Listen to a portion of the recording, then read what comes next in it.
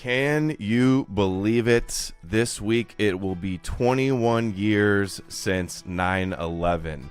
Everybody remembers where they were on 9/11, but it's 21 years. There's probably some people in this chat right now, or some young kids that will be watching this, some Zoomers that weren't even alive when 9/11 happened. And as customary, every year I always do videos around 9/11 talking about the big event that changed the world and launched the war on terror and did many other things. So joining me today is anti-Zionist geopolitical analyst and documentary filmmaker. He was one of the early YouTubers that I used to watch when I started learning about Zionism and 9/11, and that Alex Jones was a Zionist propagandist. He runs the website ancreport.com, the Anti-Neocon Report. He is Ryan Dawson, and he was one of my first guests when I started my YouTube channel back in 2014, and he has been on numerous times over the years, the last 7 years that we've known each other, and we've been friends. I actually met him once in person when he was out on the West Coast.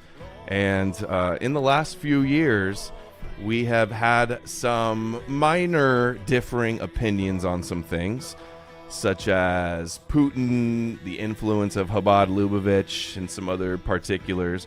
But I talked to him today. We hashed it out a little bit, and we will be doing a stream very soon where we discuss just those issues and basically debate why we disagree on those things. But today he is here to expose 9/11, the 9/11 conspiracy, and share some of his research. Thanks for being here, Ryan. Hey, lovely intro there. I love the Nirvana song. That is my son's favorite song, and he didn't know about it until he saw it was in the Batman movie. And he's like, "Who is that, Dad?" I said, "That's Nirvana." Yeah, so that's that. The Batman movie. The trailer for the Batman movie is what that got that song stuck in my head, and why I put it in my my bumper. It's a good song. Yeah, it gets me 9/11, man. It's gotten kookier and kookier over the years, hasn't it? You know, all of alternative media, I've realized, is just completely kooky and delusional and spreading distractions like QAnon or all types of other things, in my opinion, that distracts away from the Torah Judeo conspiracy. Excuse me? You're not trusting the plan hard enough.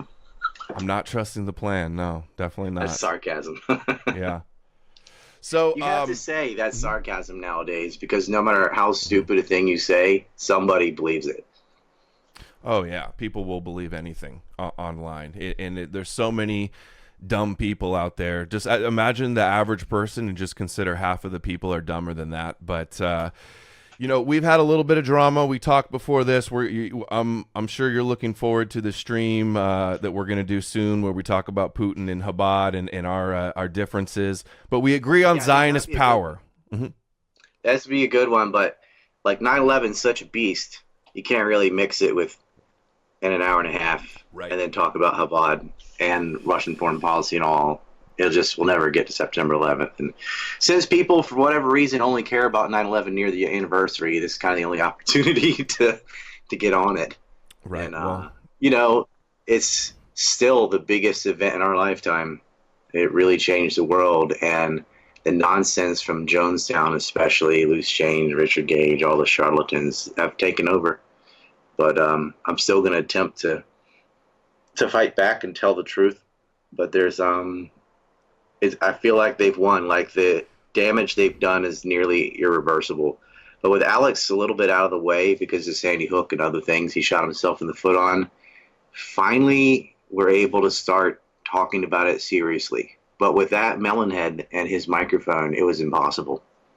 Just couldn't do it until he got out of the way. It's a good point. The 9/11 conspiracy truther movement was led by Alex Jones and the guys behind Loose Change, Jason Burmis and Luke Radowski's, and all these people over the years. Has been very apparent that they won't criticize Zionism. They're gatekeepers on the Zionist question. That or just ridiculous shit like airplane denial.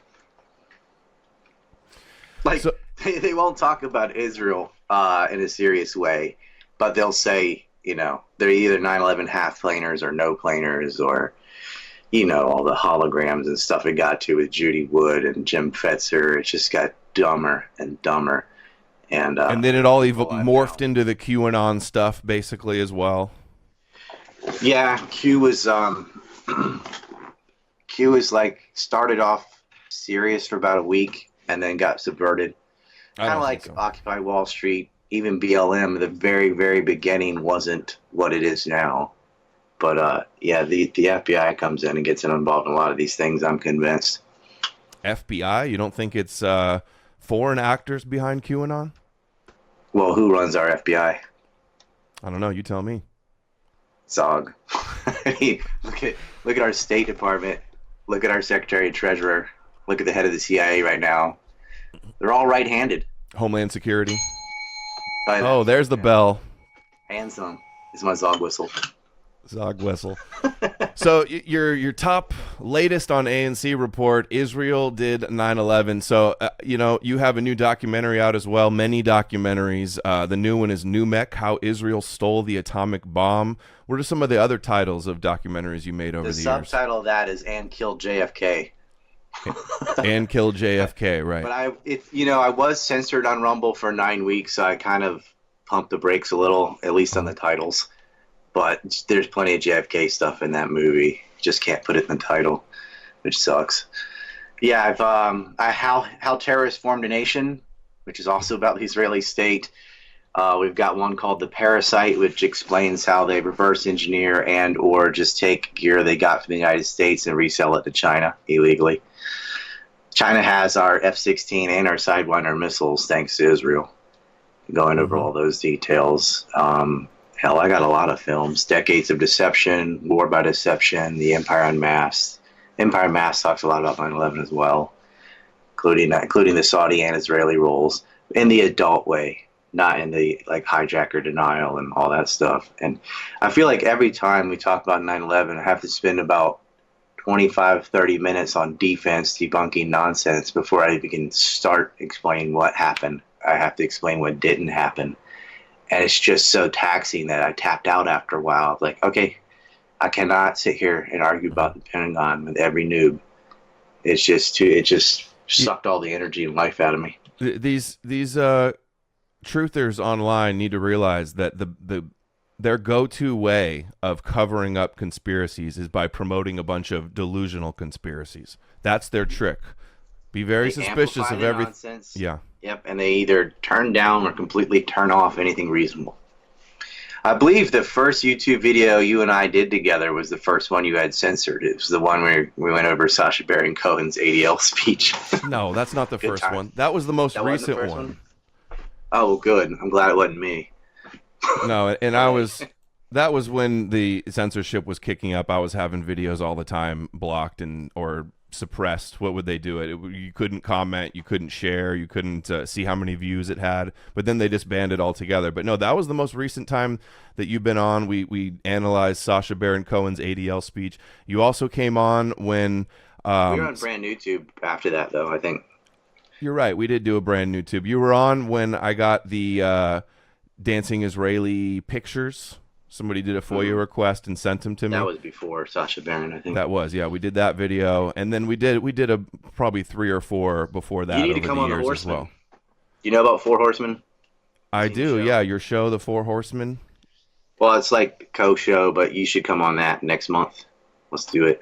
I'd be happy to. Yeah, I'm all about collecting black sheep, like because you've been banned from PayPal and.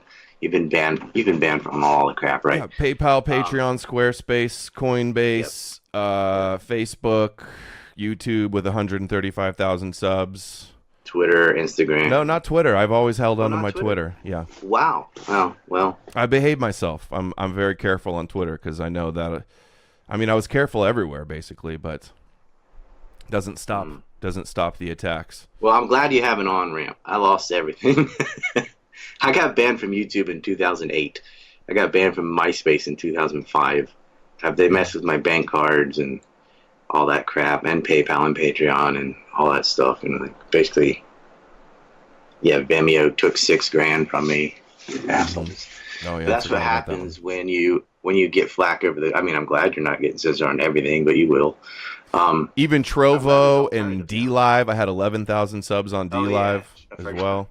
Yeah, Trovo. I never fucked with D Live because I knew they'd censor me. And then people still show up in the comments and say, "You're a Mossad agent. Why aren't you censored anywhere?" And I'm just like, "Oh my gosh! If you only knew how much I've been censored." Huh? Well, I get Zion Dawson. I'm like, are you kidding me? I've done more damage to Zionists than almost any individual around, besides maybe Arafat. Your Arafat, your documentary. You forgot to mention also Trump's Zionist ball and chain. Oh yes, Trump's Zionist ball and chain, and also Corn Pop's Revenge. I did one on Biden, one on Trump.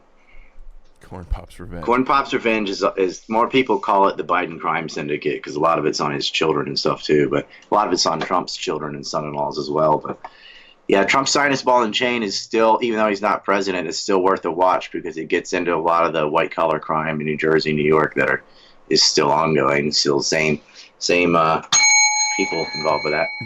Do you think Trump's gonna get reelected in 2024? Unless they find a way to disqualify him, he's going to clear the field. Yeah, I agree. Let's get into 9/11 now. Enough of the small talk. I wanted to, as soon as I saw this article that came out from David Sheen, he put this out on 9/11 last year on the Gray Zone. David Sheen is a Israeli Jew who's secular and does a lot of good work exposing Chabad Lubavitch and Jewish supremacy and a lot of the things that I cover. But he did this article saying that the dancing Israelis, the 5 Israelis that were celebrating on the 9/11 as they were filming the Twin Towers burning, he says that they were just scam artists and that they weren't plotters or spies. And I saw this and I wanted to get your take on it because your early documentaries, you were like the pioneer of exposing the dancing Israelis and getting the first FOIA request and breaking them all down in your documentaries. So wanted to go through this and get some of your thoughts on what he says here. Yeah, I mean, and I'll only say I like David Sheen in general, and I like the Gray Zone in general. I don't. It's funny because they had the wrong thing on Syria and then did a 180. And I'm hoping maybe he'll see this, and maybe I don't think they're aware of all the information on the dancing Israelis because just like with we were talking before, the kook movement comes out. A lot of people promoting dancing Israelis are, ardent racists or, anti-Semites for real. And they have alternative motives. And they're just saying a bunch of stuff like a lot of them from Mike Delaney and that crowd came out and they couldn't even spell Dominic Suter's name right. They put a C in it. There's no C in Dominic. Like they didn't do hardly any research at all. They kind of grabbed my stuff and then added, all this white power baloney to it. But anyway, I read Sheen's article, and I'm thinking it's just like he doesn't know this, he doesn't know that. So I'm happy to walk through it. I really found it funny that they're like, well, they weren't dancing, they're just celebrating. Like, okay, that sounds like the press secretary when they asked him why they're sending migrants to New York in the middle of the night, and she's like, well, it's not the middle of the night, it's early morning. Like, oh yeah, that was the meat of that question, huh? You said you like the Gray Zone. I like who's the creator of it? What's his name? Blumenthal. I like when Blumenthal went to Kufi and interviewed all the crazy Christian Zionists, but I am not a fan. I feel like they're too pro-Russia, which also I'm looking for the guy's name on here right now, but I can't remember. But Max Blumenthal is good on a lot of things, but his father is very different, and he had some dumb takes, but the thing is, he'll just change his mind with better evidence, which is good. I mean, Roger Waters did the same thing when I was at a conference in March. He was there, and he was like totally pro-Ukraine, and now he's seen the light. Benjamin Norton, who I was thinking of. Not a fan of him at all. I've seen a lot of bad things from him, so that's what I think of when I think of Gray Zone. Well, I like Gareth Porter of the most of that group. I'm not familiar with him. He's very good on Iraq and Iran, and he's on Scott Horton's show a lot. I like him. And I like Max Blumenthal, especially his work on Palestine. He's in John Pilger. Gray Zone's very pro-Russia. That's another reason I disagree with him. But we're not talking Russia today. This is a 9/11 stream. Let's get into this article from David Sheen. He says the dancing Israelis are not a conspiracy. So he says they were merely observers, and he says there's a FOIA request that FBI findings ever came to light. What were they doing with a van with a wad of cash? He just writes that off like the cash is no big deal. You have a response to that? Well, their excuse was they said they had been robbed recently, so they were just walking around with nearly $5,000. Actually, they had over 5,000. 4,700 is what Elmer had in a sock, but Sivan Kurzberg had some more. I don't know a lot of minimum wage moving van people that have thousands of dollars, especially in 2001, that walk around with it in New York. Like, that's safer. And who wants to walk around with that much money when you can get mugged and you can get it taken? I don't know if I buy that. In a bank, you know. Well, they were like illegal citizens, sort of, right? They were working. Maybe they didn't want to. They had a party September 10th. The Kurzberg brothers were living together in Brooklyn, and all of them were over there having a huge party on a random Monday in September, as you do. But of course, Sivan was about to go to India, and Jorn Schmel was about to go to Australia. I actually have his Australia family pictures. I used to talk to his wife on LinkedIn pretending to be a Zionist to get information. That's funny. So he says in this article, he acknowledges, yes, they were visibly happy. That's what the witnesses said that saw them celebrating. They were high-fiving. They looked happy. He says, though, they weren't dancing in any way, like as if that makes a difference if they were dancing or just high-fiving and celebrating. They were hugging and high-fiving and flicking lighters. I mean, whatever. You know, it's a celebration. I don't think anybody in the city, anybody around the world, who would be celebrating especially when only the first tower was hit. Oh, a violent airplane just ran into a building. Hooray, let's flick a lighter and dance and hug because, you know, that's disgusting, first of all. And Justin Raimondo is the one that coined them dancing Israelis. And he wrote a book called 9/11 Terror Enigma. And he went all into it. And this is before my FOIA. Well, at least I had it, but I had no way of communicating with Justin Raimondo. So he didn't have that information when he wrote the book. But he was the editorial director for antiwar.com. And the FBI actually spied on antiwar.com because Justin mentioned that Dominic Suter was on the official list of 9/11 suspects by the FBI. They classified that, but these retards did, because the FBI is so incompetent. The 9/11 suspect list that they shared with other countries, like Argentina and Italy, were not redacted. And Justin got the Italian one, I believe. I got one from Argentina, because a name's a name, so it doesn't matter if it's in Spanish, the rest of it. And Dominic Suter's on there, along with Khalid Sheikh Mohammed and other like actual masterminds of 9/11 as an official suspect in 9/11. His cover is, the reason I fled the country and only did a telephone interview was to say he was involved in another scam with his moving company, and he didn't want to go to jail for that, but he didn't have anything to do with 9/11. Even though his wife works for an ultra-Zionist group, the Israeli American Council, and he works for Israeli tech firms and stuff, and he never will explain what he was doing. But, come on, the evidence, there's so much evidence of just how bad things were over there. I mean, in the article, they also say that they pulled a cop over to ask for directions. That's not true. They got pulled over because there was a bolo for their vehicle. And the first words out of his mouth was, we're not your problem. Your problems are our problems. The Palestinians are the problems. Yeah, I noticed that I saw that in the article I was reading and highlighting today. They said that they stopped to ask for directions from the police. They're like, we didn't have GPS, so we needed to ask for directions. There was they just lied. They lied to the gray zone because it's in their own interrogation. It's in the own files that I have where they lie to the cops and say, we were on the West Highway during the incident. No, you were not. Right? They got questioned.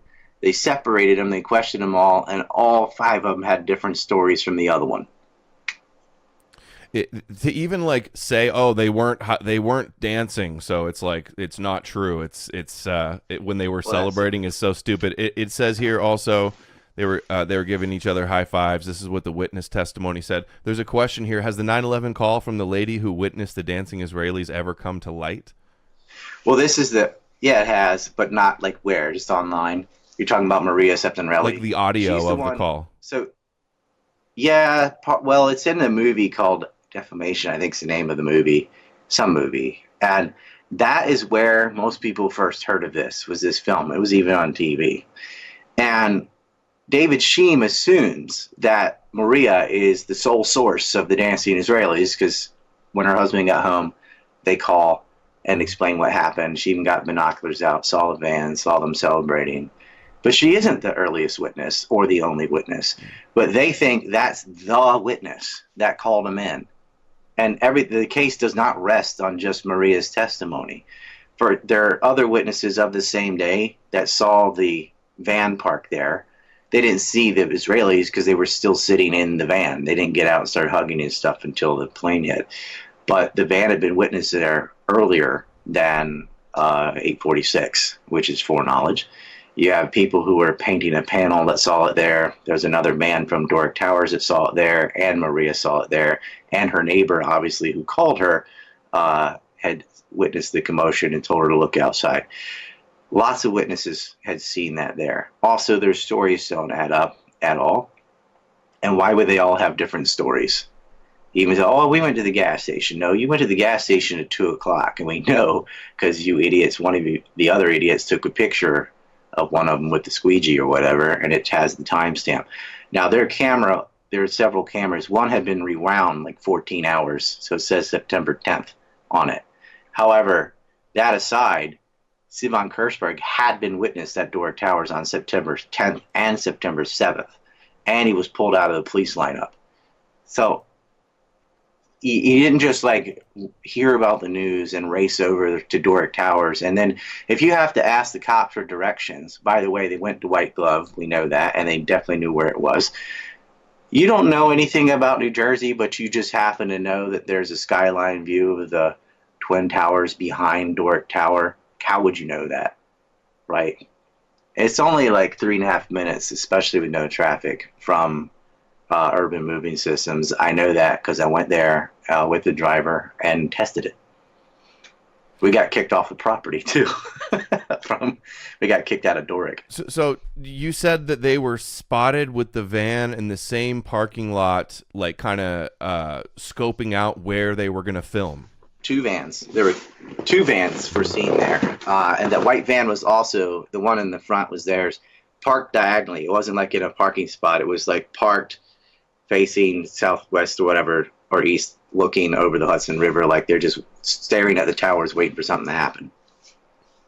And so they say also here remain until the second plane hits, like they know that another one's coming.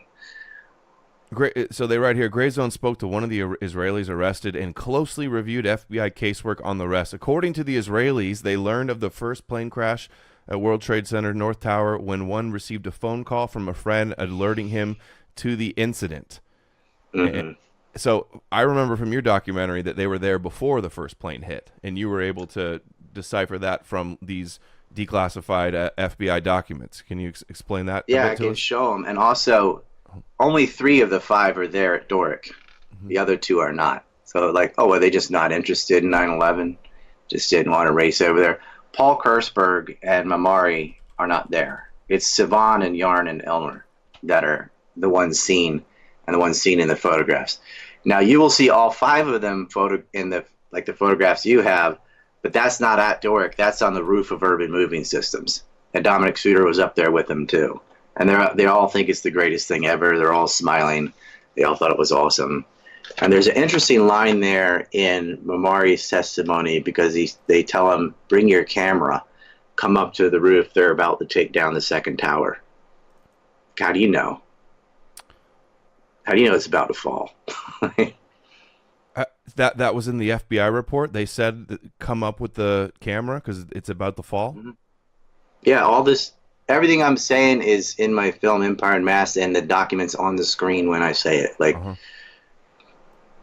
no, I wasn't doubting you. I was just trying to clarify. I know you know. So that's a picture I did showing exactly where they were standing at Urban Moving Systems. and then another one at Doric. So the one before that with the 5 of them was at Urban Moving Systems. And just to get an idea of the way these guys were talking and how they viewed America, since we're 20 years later, I just wanted to read this real quick. The sentiment present among Urban's employees, and this is the declassified FBI documents. Mm-hmm. Urban Moving System employees, the former employee stated that an Israeli employee of Urban had once even remarked, give us 20 years and we'll take over your media and destroy your country. Based on an odd circumstance. So that's basically it. Well, yeah, what a statement. Well, we did end up going to war in Iraq on lies from Israeli partisans, these neocons that said Iraq had something to do with the anthrax attack. They said that Mohammed Atta had anthrax given to him by senior Iraqi officials in Prague. That was a lie. It came from James Woolsey. He gave it to Gary Schmidt, who worked for Robert Kagan and William Crystal. I forgot the bell. And Netanyahu was busy in Congress and on TV pushing for the war on terror and saying they had weapons of mass destruction and standing in front of the burning Pentagon. Like they were pushing all the WMD lies but officially Iraq was invaded for violating UN Resolution 1441, stipulating they couldn't have weapons of mass destruction, and the weapon of mass destruction that was, they were lying about was anthrax. In mobile weapons labs. There were no mobile weapons labs. They didn't have anthrax. In fact, Al-Qaeda didn't have anthrax either, but the notes did say death to Israel, death to America. Somebody else decided to rope in Israel's enemies with this anthrax attack, which they tried to kill Patrick Leahy with, and Patrick Leahy had the Leahy Amendment, which would have forbidden military aid to Israel because of their human rights violations. So they wanted him dead. But that's still not it. Like, also, the Gray Zone didn't look and find out that inside the van when they were arrested was a notepad with the phone numbers of other moving companies, including White Glove and Motion Movers and Classic International Inc. Classic International Movers was flagged by the Miami FBI field office as having given logistical support to a 9/11 hijacker, which they told the Newark office. And that's also in the files. And the Gray Zone just didn't look at that. But this is an important point here. Hijackers in Florida, and they also said they did talk about Paul Kurtzberg having a diplomatic passport in the Gray Zone article. What they didn't say is our own counterintelligence offices had flagged 2 of the Israelis on their counterintelligence database, and that's Paul and his brother, the Kurtzberg brothers. They are both had already been known as assets of Israel. Well, they say in this article that the FBI determined that they were they were agents, they were Israeli agents, and they were working without the knowledge of the U.S. and that they were following around Arab cells. That was like right. one of the explanations, right? They're spying on local Arab cells, but not 9/11. Here it is. The conclusion. But you just show up and celebrate it when you see the plane at the tower, cause reasons. Right. The conclusion of the FBI was that they were spying on local Arabs, but that they could leave because they did not know anything about 9/11. But sure. Prior knowledge is so important. So this article says that they didn't have prior knowledge, but what I learned from you, my understanding was that they were there before the first plane was hit. They're there before the first plane, and Sivan is there the day before, and they had highlighted maps with Doric Tower and the World Trade Centers in yellow highlighter. That's written in and they take 72 pictures. They release 5 or something. I mean, there's plenty that have not hit. Like, we do not have all the photos at all. And there was film, according to witnesses, and they never got that camera. That camera was most likely passed off to a woman. Her first name is Karen. I don't know her last name, but she worked at White Glove Movers. And I found out from the DJ from their party, he put his name on the flyer. And the flyer is in the FOIA files. So I looked the guy up and contacted him and asked about the party. And this Karen lady had a birthday that he also DJ'd for. And a lot of the same groupers. It wasn't on the 10th. She had a different birthday. And anyway, Karen somebody. And the name is redacted. You can see the N. Her last name ends with an N or M. Is who got the camera. But they detailed it, and they show the films, all the cameras they did get. One of them was brand new, and his explanation was, "Oh yeah, my brother gave me that as a present because I'm about to go to India." Sure. And why did you rewind the time? Let's mention that all several of them had tickets to go fly to other parts of the country the very next day. Highly imagine the coincidence that that's what's going on. Also, as you do as a minimum wage furniture mover in the middle of on a random Tuesday in New York, like, yeah, you're just going to go vacation to India and Australia because you can afford that. Just two of the guys working with you have diplomatic passports and are flagged by counterintelligence, and your owner of your business is an official 9/11 suspect, and so is his wife. But hey, nothing to see here. Kersberg also worked for the Jewish Agency. They admit that in the gray zone, but that was not admitted for a long time. However, in the documents, even though it's redacted, they didn't redact a footnote. So you can find the footnote and see that he worked for the JA. And he said that's who sent them there, not him there. All of them were sent by the Jewish Agency. By the way, the Board of Governors and the wealthiest donor to the Jewish agencies, Ertime Wertheimer, was the richest man in Israel at the time. I think he still is. That's who gave Bernard Kerik a $250,000 loan through an intermediary named Steve Witkoff, who's involved with the Trump family, the marble dealer. And who is he? You didn't say who he was. Bernard Kerik's the police commissioner of New York, and he had a trip to Israel in August 26th to 29th, I believe. So just weeks before 9/11, the commissioner of police for New York is kissing the wall in Israel and getting a $250,000 bribe. And he's a big Trump fan. Him and Giuliani are Trump fans also. Yeah, well, he went to prison for 10 years for fraud, and he also was deeply involved with Gambino crime syndicate and a bunch of other things, cheating on his wife and so on. They had the goods on him, but Wertheimer was the progenitor of that loan, and he is the top board of directors for the Jewish Agency, who sends the Israelis there to, document the event that the ESP didn't know was about to happen. So they say in here too that they admit that they say he was just a security guard for the Jewish Agency, but they don't. The Jewish Agency, if you're saying that they sent him and the rest of the people there, are they sending them to go commit some low-level scams for moving companies or for something more, to follow around these Arab terror cells? And then coincidentally, another coincidence, one of the supposed lead hijackers in one of the cells, Ziad Jarrah. Tell us about him. Two of his first cousins were busted as spies for Israel, and they were spying on Hezbollah. He had a cousin named Ali Al-Jarrah and another one named Youssef Al-Jarrah, who were caught in an espionage ring in 2002, just months after 9/11. And isn't it something that a 9/11 pilot, oh God, I could get into the Hamburg cell and all that. You can make me talk for hours, but I just went over this already with Adam Fitzgerald, so I'll just direct people to that interview. But yeah, he's got an uncle in politics and two cousins that not only working for the Israelis, but worked in Israeli intelligence. So you got an Al-Qaeda pilot with blood relatives in Israeli espionage, and he had an unburned passport. He's on flight 93, and yet in all the we have the black box for that flight. It's the only black box recording we do have because the one at the Pentagon was broken. And in it, even the other hijackers do not refer to the pilot as Ziad or Al-Jarrah. It was Gabno, it was flying the plane. So he wasn't on that plane, most likely, because all the witnesses say 3 hijackers, not 4. And even the hijackers, his voice never comes on, and they all yell at the pilot, up, up, down, down. They're giving him instructions, and it's not Ziad, and he's supposed to be the pilot. And this guy was a smart guy too. He was secular. He had a very modern family, and wasn't he a scientist also? Well, that's the entire Hamburg cell. That's Atta, Al-Shehi, and Al-Jarrah are all, and Ramsey too. He's the 20th hijacker, never made it, but they're all educated, speak English.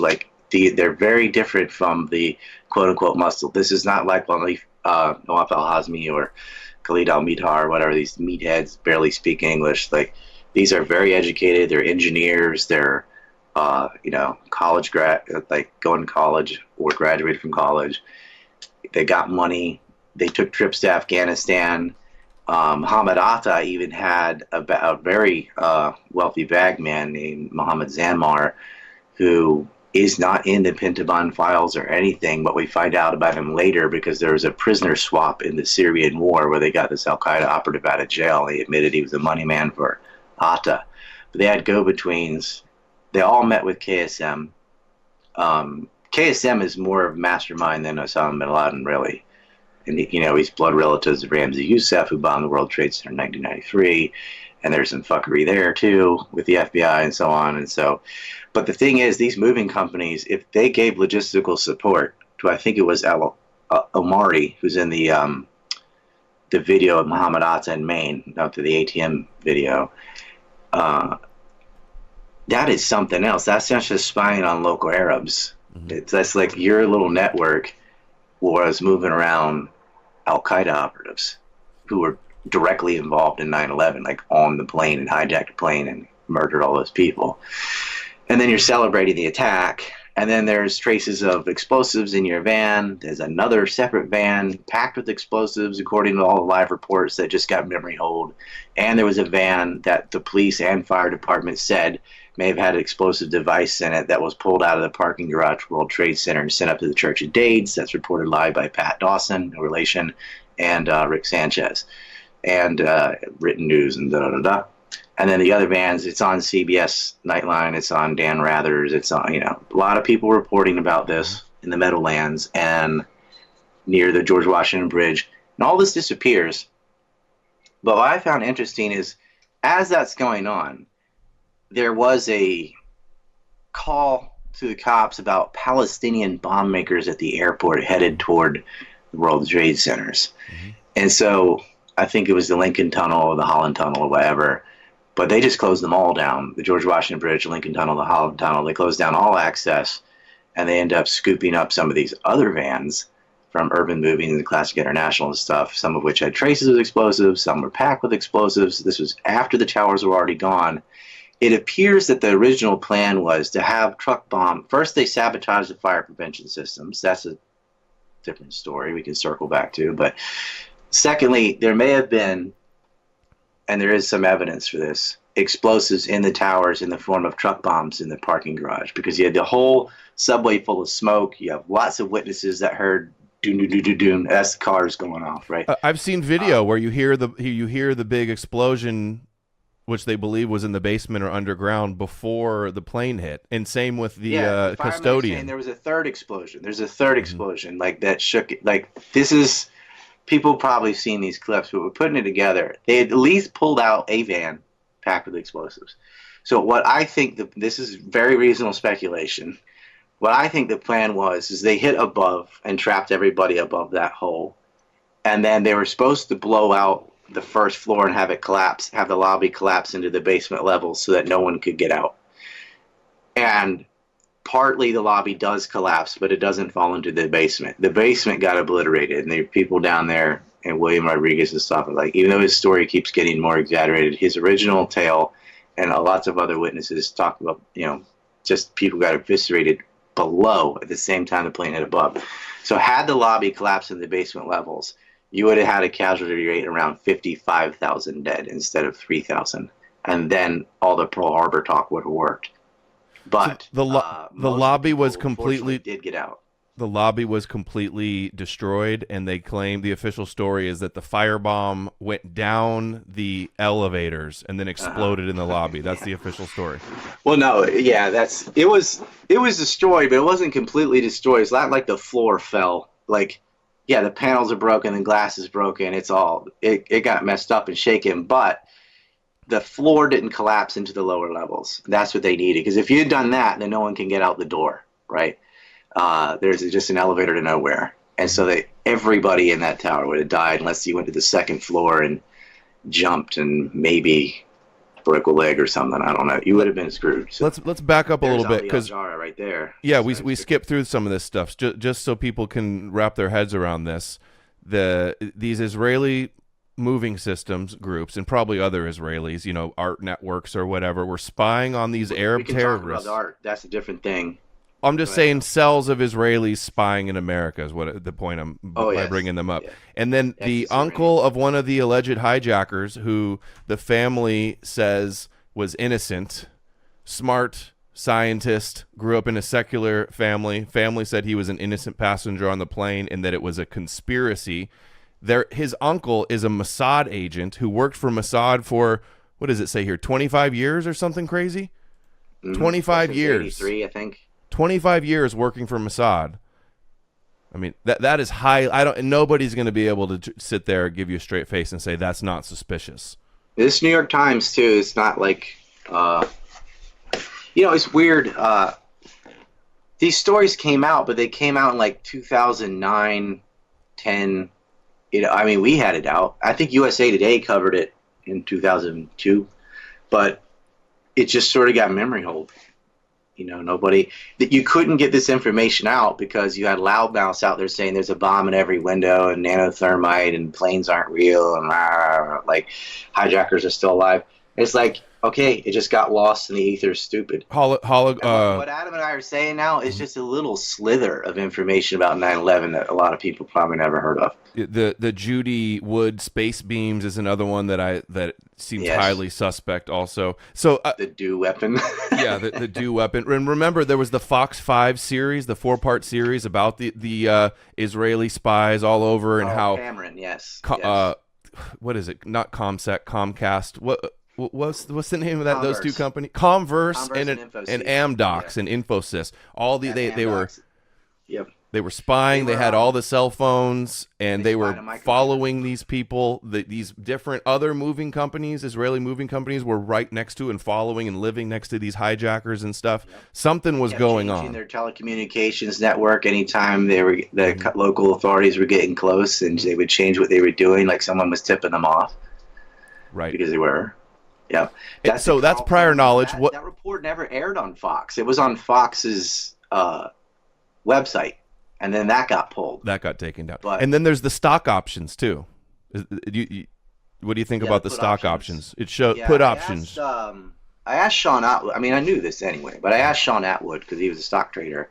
Like, what are the odds of that happening? That level of put options on particular airlines and not others on that day? It's just inconceivable. It's not impossible, but somebody definitely had to know, at least in a general sense, that something was going down and these stocks were going to tank, because it just didn't make any sense. I remember seeing that like the put options on these airline companies were like thousands of times more than the average day put options that you would see. Somebody knew, and wasn't it also that like nobody claimed those earnings or something, or they said, oh, it wasn't Al-Qaeda, so we didn't investigate it any further. That was the government's explanation into the investigation of that, right? Some people never cashed in, and the DTCC, or the clearinghouse, they never subpoenaed them. They never really put much of an investigation in at all. They spent more money on January 6th than 9/11. Mm-hmm. They spent more money on Monica Lewinsky than 9/11. And they put Kissinger in charge at first, who is completely corrupt with all these groups. Yeah, he was going to lead the investigation. Henry Kissinger to lead the 9/11 Commission. They end up with Lee Hamilton, who covered up Iran-Contra. Who was his partner in the Tower Commission? Dick Cheney. Mm-hmm. Right. Yeah, they covered that up. Dick Cheney's investigating Bush and Reagan. Anyway, Lee Hamilton is a creep, and I have a whole section on the what would you say? What the hell is it called? They're compromised, but they have their own little interests and conflicts of interest with the 9/11 Commission and figuring out what happened on 9/11. And the 9/11 Commission report, although not worthless, is not very good. The joint inquiry that the Senate did, which is an investigation no one knows about because Alex Jones would only talk about the 9/11 Commission report, really did dig in. And although a lot of things were redacted, like there were 28 consecutive pages that were redacted that we got mostly unredacted. But even without the 28, there was a ton of information that was very damning about, at best, insane levels of incompetence by the CIA and the FBI. Like, for example, the CIA had witnessed two 9/11 hijackers go visit Khalid Sheikh Mohammed at an Al-Qaeda summit meeting in Malaysia for 3 days. And then they openly get visas and live in the U.S. using their real names, and they never informed the FBI until like August of 2001 when they were no longer on the West Coast. The NSA did not share its information with the CIA or the FBI when they had bugged the phones of the entire cell in Yemen while they were living there. Never shared the info. So it's like anyone that said they let it happen, yeah. I mean, either that or they're so incompetent that it didn't matter. And both are bad conclusions. Either you're so horrible that you couldn't put it together that they're going to attack the World Trade Center with airplanes when they're literally going to flight schools and hit the World Trade Center in the past in 1993. And you can't figure out that they're going to use an airplane. Bull. Condoleezza Rice said that too. She's like, we never imagined this scenario. I think, yes, you did. And we already know that they knew about the Bajinka plot, the Millennium plot, where Ramzi Youssef, who attacked the World Trade Center in 1993, had plotted to hijack planes for the Philippines and ram them into targets in the United States, including the World Trade Center. I mean, they definitely knew. And then you got that guy's uncle with a cell in Al-Qaeda, and they're going to flight schools, and you can't figure out they're going to use a plane, and you didn't tell the FBI? And they're living with Saudi agents who are giving them money and logistical support, who are also deeply tied to the Bush family. And you have these intermediaries, Osama Basnan, Omar Bayoumi, are two of the ones that are most well known now. And nothing was done. And all they could say is incompetence, incompetence, incompetence all the way down. I don't believe it. They definitely had to know. Netanyahu was also predicting it in his book, that there'd be a big attack. Trump also oddly predicted it. PNAC also, right? The new Pearl Harbor and PNAC. They had a picture of Bin Laden and Saddam Hussein in their, I think it was their August 30th article. Even Bill Cooper and Alex Jones predicted it, unless he knew. Predict it, and Alex Jones repeated Bill Cooper. Right. Yeah, and Cooper had a very mysterious death. I personally think they murdered him. Well, we know that he was murdered, but I think that was a hit because of what he said at 9/11. That guy used to be like Alex Jones. He would say things that are kind of true, and then in the same breath talk about aliens or something to discredit it. He was a Christian too, like Alex Jones. Yeah, hardcore. Mm-hmm. I don't think Alex is pretending, but Alex says Alex Jones is a character. Hot bullet chili. But he's a preacher. He's a melonhead. Bill Cooper found out how they were going to murder Americans, and he went off script and just came out and said they're going to attack World Trade Centers and they're going to blame Osama bin Laden. He said it that summer. So, and, what do you mean by they? They, right. And it's their whole religion to have Gog and Magog, a war where it's Christianity versus Islam, to usher in the Messianic age and to play. This is why they created Christianity and Islam, to play them off one another, to destroy each other, the two spin-off religions. Here's Ari Fleischer. He was the press secretary for Bush on 9/11, right there by his side the whole day. He's hanging out here with his Black Cube and his Chabad Lubavitch buddies. Yeah. Bush, watch this. Bush, Gog, Magog. You're familiar with this, right? Here's JSTOR. It's a Jewish article. Gog and Magog in the White House. Did biblical prophecy, what does it say? Bush allegedly told the French president that they're having Gog and Magog and that they're fulfilling prophecy by launching this war with Iraq and the Do you remember war on terror. George Bush called the war in Iraq a crusade? Crusade, yeah. Same with Blackwater. Eric Prince also was on a religious crusade. I met him. You film it and record it? Confront him? Before he did Blackwater is when he was with Amway and stuff. I met him. Bush, Gog and Magog, Andrew Brown. Just when you thought things couldn't get any crazier, Well-Source claims Bush invaded Iraq because of Bible prophecies. And I wanted to share this with you now. What do you think of the idea of the two pillars, Joaquin and Boaz, that this was like a Freemason Zohar prophecy kind of ritual? You got the Rockefellers building these twin towers. They've also, the Rockefeller Museum in Israel is the home of the giant model of the third temple. To build the towers. Okay. And then Trump was in the news that he was going to buy the Twin Towers. It ultimately went to Larry Silverstein. Well, can you list off a few Zionist connections of Silverstein? Well, for see, us? that's another thing. Everyone needs to watch Trump's Zionist Ball and Chain and learn about the Port Authority and how it works. How his president was the former president of AIPAC. Okay, at the Port Authority, they're the ones that sold the properties to Larry Silverstein. It had always been part of the PA. It was Ronald Lauder also, right? The head of the World Jewish Congress. He was there, and Kushner's father was there also. Charles Kushner, and these guys are hardcore Zionists, mostly Likud. All these groups work together, but Kushner greatly benefits too because he buys all this property across the Hudson River just in case something, physically destroyed the towers. Where are they going to move their offices? I think the first one to move over to Kushner Properties was American Express. Zim Shipping moves out of the buildings coincidentally just in time. They go to Norfolk, Virginia, spent a lot of money getting in and out of the towers. But there was an incident. I said we were going to circle back to this, so I'll do this now. There was a group of 6 guys who were busted in Tennessee. The ringleader is named Sakura Hamad, who fled back to Jerusalem. The other 5 go to prison. And when they were arrested on their person, they had a pass to do work in the World Trade Centers dated September 5th. I believe it was the South Tower. It may have been the North, whatever. But if there's a cell in one, there's probably a cell in the other one.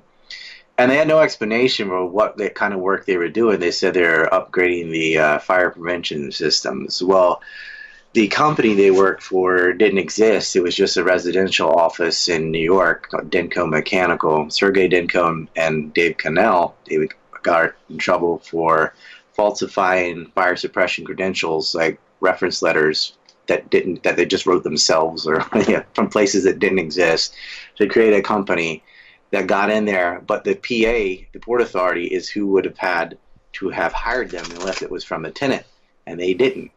FBI agent Susan Nash, the one that investigated the death of Catherine Smith, found gasoline in her clothing. Catherine Smith was a key witness in this whole thing. She worked at the DMV, gave them false license. You chose Tennessee because you don't need a social security number, or you didn't in 2001 in that state. And it's also where Aero Trucks was outfitted. A lot of trucking companies out of Tennessee, FedEx, and many, they all use sort of central place. And Aero Trucks is just like a generic truck that you can paint a logo on. So if you want to, Ryder trucks are Aero Trucks, everything's Aero Trucks. So Urban Moving Systems fits the specs for Aero Trucks, as does Classic International. And I'm sure if you sat there and dug through White Glove and the rest of them, that's probably what they were using. One of them drove an Aero truck from New York City all the way to Tennessee on the day of 9/11. Of course, we didn't even talk about the urban moving systems people caught in Pennsylvania and all that. There's a lot to this story. But anyway, these people could not have been hired by the Port Authority. They said they didn't do it. So they go, well, who's the tenant that's hiring you to go in and mess? You weren't upgrading the sprinkler systems. You were sabotaging. And all you have to do that is nix the relay pumps. The towers had 4 relay pumps between, I think it was every 38. Or planting bombs. Yeah. Well, or whatever you want to do. I guess you could put RDX in there, and RDX was mentioned as the type of explosive in one of the vans, and that was mentioned on the radio, and a lot of people heard it live. It's a type of plastic explosive. It's not C4, but it's pretty. It does the same thing, and that's most likely what they were using. And people said TNT, like, nah, it's not going to work.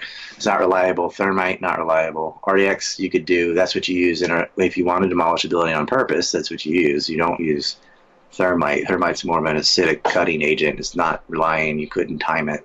Just lots of problems with it. But anyway, it's quieter. I think that's the what kind of explosive someone used. I'm like, if your house burns down, are you going to sit there and wonder whether they use kerosene or gasoline, or you just want to catch the people that burn your house? But anyway, the Port Authority, which Kushner was trying to take over, he wanted to make himself president. There's a long story there. Denied hiring these guys, so they left them with their dick in the wind, and they did go to prison. What happened? Did we disappear? No, we're still here. Can you not see my screen anymore? It went like all blue for a second. Oh. I'm like, NSA. No, it should be back. But what was I saying? Oh, anyway, like They just went to prison, except for the ringleader. He went back to Israel, Jerusalem. I guess he could have been in East Jerusalem, but highly unlikely. So they just sat there in jail for 10 years. The judge didn't get them for anything to do with 9/11. The judge put or murdering Catherine Smith, which they didn't do. They're all in prison when she died. She died the day before the trial. Suspiciously burned to death in her own car, a car that Odala had given her, by the way.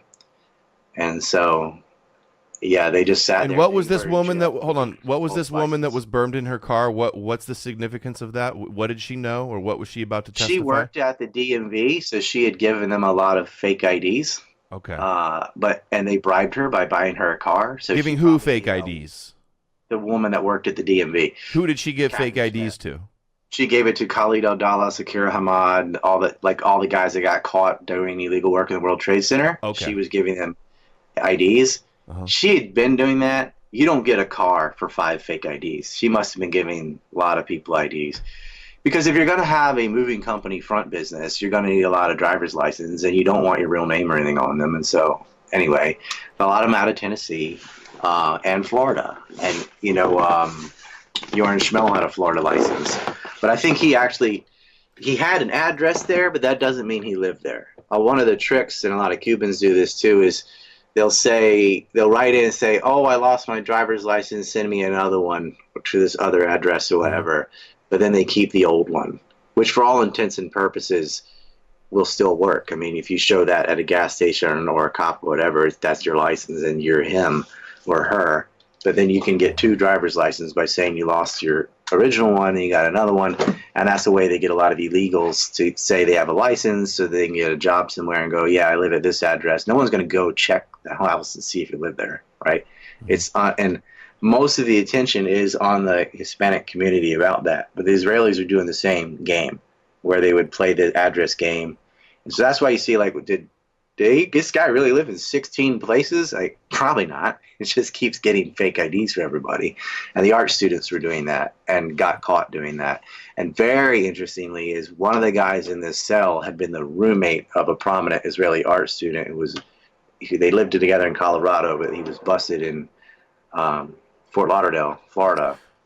Wasn't there an FBI or CIA agent that was roommates with one of the alleged hijackers also? Or he was the landlord? There was a Saudi Gid agent that bought them a house. Oh yeah, that's like the 19th hijacker who never mind, let's not get into that right now. I want to talk about something else that disappeared. Something else that's very suspicious to me is Netanyahu and Silverstein. We got Huffington Post, Netanyahu in 2001, America is a thing you can move easily. He long wanted America to fight their war on terror for him. Netanyahu also said that 9/11 was, quote, very good for Israel because it would get them support for us to go to war with Iraq, who's their enemy. Remember, Saddam Hussein was sending bombs towards Israel shortly before this. Don't worry about America. America's the thing we can move easily is something he was saying in Hebrew to just like a family on a couch, right? It was just like recorded and leaked. He wasn't saying this in his speech. He's not that stupid. But he did say that, and he's right. It is the thing they can move easily. They own them. Because of Christian Zionists for the most part, and AIPAC lobbying, but Christian Zionists is the... blackmail. Right. All the kitty fiddling, yeah. Yeah, Netanyahu, America is something you can move easily. Imagine the shock that Larry Silverstein, the ultra-Zionist, is making weekly phone calls for years with Netanyahu. Silverstein buys the Twin Towers, 6 weeks before, gets it all insured, and just luckily him and his family weren't there having breakfast like they were supposed to because he had, his wife just scheduled a doctor's appointment for him that morning, a dermatologist appointment. And he just missed it, his appointment that he was supposed to be on the top floor of one of the towers having breakfast. What a coincidence with an H. Haaretz up in smoke. This is November 2001. It says Silver up in smoke. This is about Silverstein. Two former prime ministers, Benjamin Netanyahu, who this week called Silverstein a friend, and Ehud Barak, who Silverstein is in the past offered a job as his representative in Israel, so did Trump also, called Silverstein right after the disaster. And funnily enough, Ehud Barak was getting millions of dollars from Jeffrey Epstein and Les Wexner. And this is from the article. Close ties with Netanyahu, Larry Silverstein had. In fact, the two have been on friendly terms since Netanyahu's stint as Israel's ambassador to the United Nations in the early 90s. For years, they kept in close touch. Every Sunday afternoon, New York time, Netanyahu would call Silverstein. No matter difference what the subject was or where Netanyahu was, he would always call, Silverstein told an Israeli acquaintance. Their ties continued after Netanyahu became prime minister. They even met several times. Netanyahu promised to give the project his support. So he was prime minister twice. They weren't consecutive, right? Right. Hold on. We mentioned Ehud Barak now, too. The other very suspicious, Ehud Barak, who was the prime minister of Israel. And defense minister. Where is the article I'm looking for with him? Oh, here it is. Insight into secret unit clues to top Israeli duo's chemistry. This is Ehud Barak and Benjamin Netanyahu. Ehud Barak was in BBC World Studios right after the morning of 9/11, saying there's going to be a war on terror. All these countries are going to join. Bin Laden did this. We need to, basically announce TSA, everything, the day of. And this guy's been involved with. Yep. He worked closely with Mark Rich and Pincus Green, if you know about that, and that includes human trafficking. And then you've got him dead to rights, pictured outside the rape mansion in New York with Jeffrey Epstein. And you have through Reporty, which they call it, Carbine, or they changed the name or whatever. Carbine. But sending millions of dollars to his coffers through the Wexner Foundation, which was. The first president of the Wexner Heritage Foundation was Henry Montour and Rabbi Friedman, who worked for the Jewish Agency, and all of that's in the film the Numek film with about JFK at the beginning. Mm-hmm. If people watch that, you will learn even more about Epstein, Barak, the Jewish Agency, organized crime, and what predates the mega group was this thing called the Sunborn Institute. People talk about mega. That stands for mega donors. Mm-hmm. And it was a group of prominent Jewish millionaires back in the day, now billionaires. And the torch just gets passed. But some of the generational ones that are still alive, up in their 80s, are people like Steinhardt and Wexner and guys like that, Bronfman Sr. and so on. They were there for both events. Yep. How about this? So Saudi King blamed Mossad for 9/11. He initially thought it was Mossad. We have the 9/11 report. The secret 28 pages reveal the indirect link to Saudi Crown Prince. Look at the close relationship with Jared Kushner and the Saudis as well. Comes into play. That's Bandar Bush, and that's his nickname. Yeah. Yeah. Also, the Bin Ladens were involved with the Carlyle group with. Who's ran by a top Zionist, I can't remember his name, something Steen, and the Bushes are in it as well. They pay $100,000 to Bush Senior to do speeches there. Did you see George Bush the Lesser get pranked by those Russian comedians, and he's sitting there going, meow, pew, pew, pew, with his planes and stuff? I don't remember that. God, this is the painting that Epstein's who's very likely involved with this mega group of all these Zionists, probably connected to Mossad, definitely connected to Israel. He is. I've proven that. Right. And by the way, here is Dawson's map, his Epstein map. Yeah. I think that's the 2019 one. So there's a 2021 map that has a few more names, and I put handcuffs on all the ones that got arrested. Burnell got arrested and then killed in jail. Maxwell is in jail, obviously. Epstein, he got Clinton, or whatever you want to say. There you go. I'm going to shut him out. He got Mossaded is what happened. They're blackmailing the Clintons. They've got it. Think about this. Well, those groups overlap to the point where you can't even separate them at some point. This is a painting that Epstein had on his wall. Epstein's connected to Ehud Barak and all these other top Zionists. Also, he had the one of That's just Bush knocking over some Twin Towers with the plane. He also had Bill Clinton in the blue dress. Very likely that Mossad was spying on him and did the Lewinsky thing. And also Clinton could have killed. Planes going to Epstein Island. Clinton could have taken out bin Laden, but didn't also, right? He claims he regrets. He's highly criticized for that, yeah. They could have got him at Tora Bora. They let him out. I mean, read Scott Horton's book on Afghanistan. Mm-hmm.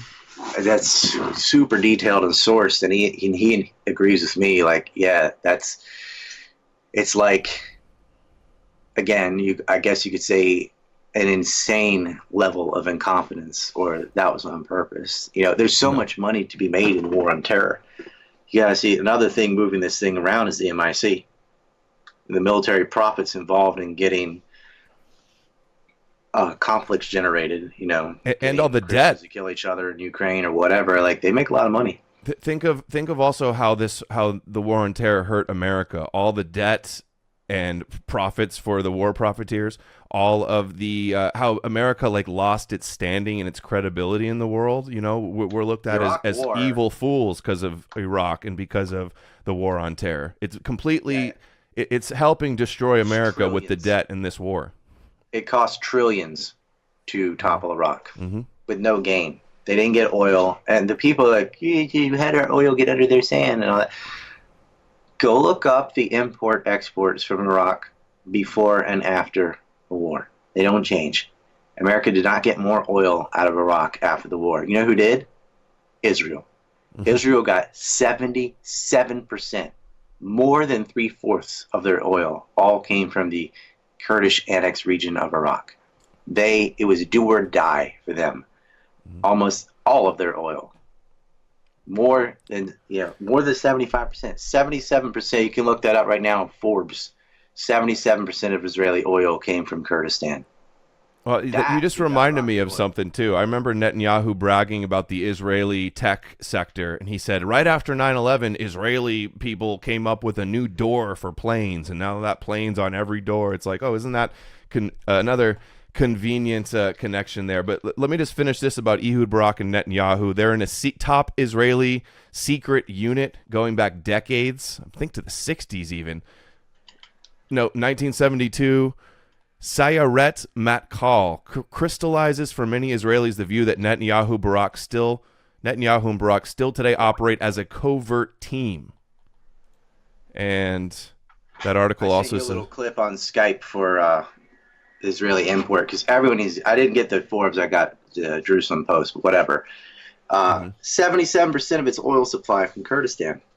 And that's something. America didn't get 77% of its oil from anybody. Oh, aren't the Zionists behind the Kurds?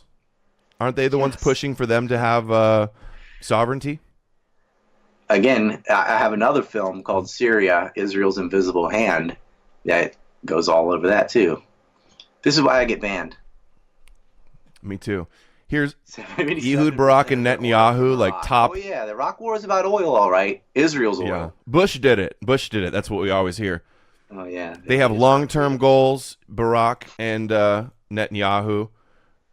And then now look at this, okay? PM of Israel. This is Netanyahu's Twitter. September 11th, 2017.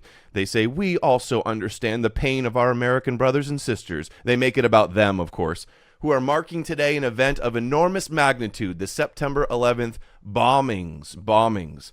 But the official story is that there was no bombs. Well, there appear to have been truck bombs. There are definitely planes, you know. I think they blew up the whole towers. I know you disagree, but I don't think the top section could have crushed down as fast as it did, or all the way down like it did. I know we disagree there. There's no point of even arguing about that, because there's so much other material to cover that most people don't see, because all anybody in 9/11 ever talks about is Building 7 or, thermite. Those are the two things that dominate. Well, I stress with people who think, they had to bomb every floor for whatever reason, which is fine. What I'm saying is that when you say fire cannot take down a building, that is not true. It can. Just because it can doesn't mean it did. It can weaken the floors where the impact zone was, but I don't think that it could accelerate down all the way through the center of most resistance. But I don't want to argue about the towers. What people do is they see the outside fall, which is the last thing to fall. The inside is gutted. Building already. 7. I'm talking about the towers. How fast the outside falls. The outside's almost free fall because there's nothing holding it. Building 7, yeah, I mean, they announced it fell before it fell 3 times. And everyone focuses on the Jane Stanley BBC report. I said, yeah, but the American news said that at 10:40 in the morning, they were saying it was already gone when it's still clearly standing there. And there is no other 55-story building. So there's definitely a lot of suspicion about Building 7s. And again, fire can take that down too, but it's destined to do that if you don't even try to put it out. If you pull out from the building and let it burn, then it's guaranteed to go down. And there was a lot of important stuff in that building. A lot of people give Ryan a lot of grief because he doesn't think that there were controlled demolitions. He does think there were some bombs. I don't think there has to be. I don't think there has to be either. There may have been, but it's like when you're over exaggerating when you're like it's impossible for fire to take down a building. No, it isn't. We saw it at Plasco. We saw it in Madrid. Like that's what fire does. We've also seen controlled demolitions where a few floors are knocked out and then it slows and comes to a stop and tips over. But I didn't want to get into an argument about demolition because, like I said, even if just put that aside, there's still so much evidence that most people don't ever get into. With you, I don't even like to go there. But the official story, Popular Mechanics, says no bombs. Why is Netanyahu saying that it was that there was a bombing? Why was the investigation called it was something like Pent Bomb or something like that? Why does President Bush speech on terrorism that New York Times or Washington Post here, look at what he says. The operatives have been instructed to ensure that the explosives went off at a point that was high enough to prevent the people trapped above from escaping out the window. So I guess he means planes. He says explosive, but he means planes. It just makes you wonder. He did that twice. I know. I remember there's a video clip of one of them. It's in War by Deception. I put it in there. But yeah, he messed up. But Bush is sort of known for fucking up the English language, so it's like, okay, he just did another Bushism. Mm-hmm. Which is sort of true. But that's a good one. Because you had Rumsfeld talking about a missile instead of a plane, and that's a psyop. Like, oh, he didn't slip up. He put that disinfo out on purpose. Who did that? Say that one again. Donald Rumsfeld. He talked about missile, plane, about the Pentagon, because the Jonestowners were all talking about missiles already, right? And they hone in and go, well, he said they were missing $2.3 trillion. No, he didn't. He said they had not accounted for $2.3 trillion. That's not a budget item. That's the entire budget. They did not miss the whole DoD budget. Okay. What about? They just hadn't accounted for how much went to Navy, how much went to Army, how much. That's all he was saying. And so when you put up a bad argument that gets debunked, it hurts the rest of the things you're gonna say. You know, like don't. If you're a noob, just be quiet. Let us handle it. I never would talk about the Pentagon. There's so much other stuff to sink your teeth into that I would never even bring up the Pentagon when talking about the 9/11 conspiracy. But missing money is one of the things. Another one's like, oh, why did Larry Silverstein get double insurance on the World Trade Center? Well, I find that suspicious. I don't, because the World Trade Centers had been attacked in '93. Why wouldn't you buy terrorism insurance? That's true. You got to insure anything when you buy it, but you know. What about how he had to fight? Flood, like he got terrorism insurance because wasn't it terrorist attacks? Didn't he have to fight to get the second claim though, and that like it went to court? Fighting. Yeah. And I mean that's just being, you're talking about billions, and like if you can get it. But he couldn't get it. He didn't get it at first, but then like there was a change of the mayor of New York. Like a Zionist came in. I can't remember his name, but then he helped him get it. A mayor that was caught in an affair too. They had 3 in a row. 3 in a row that couldn't keep their dick in their pants. Was that the one that got caught in the Roger Stone sex thing at the Israeli clubs? What was that guy's name?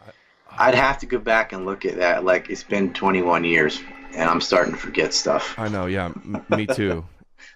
Plus, I don't even really think about this all the time. I agreed to do this interview like 2 days ago, so I didn't prep at all. I just this is all ad lib. Okay, so Right. It's all just I haven't researched 9/11 since last year, basically. But here's a clip I found. Makes me wonder: is this a Chabad Zohar? Because Netanyahu had been put into office by Chabad, crowned by Chabad. They backed him.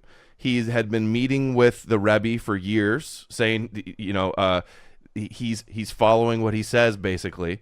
And then there's this. Watch this. Less than 2 decades ago, the Twin Towers here in New York were bombed. Remember? Every American remembers where they were and what they did on that morning. Unless you are under the age of 17. I remember where I was. I remember everything. Everybody, especially New Yorkers. The whole world was seeing 2 buildings just crumble down into the ground. This is not a shooting in El Paso. This is 2 buildings going into the ground. You know, there's a prediction in the Zohar about that. Says very clearly in the month of Elul, giving dates, everything. 2 towers in the land of Edom.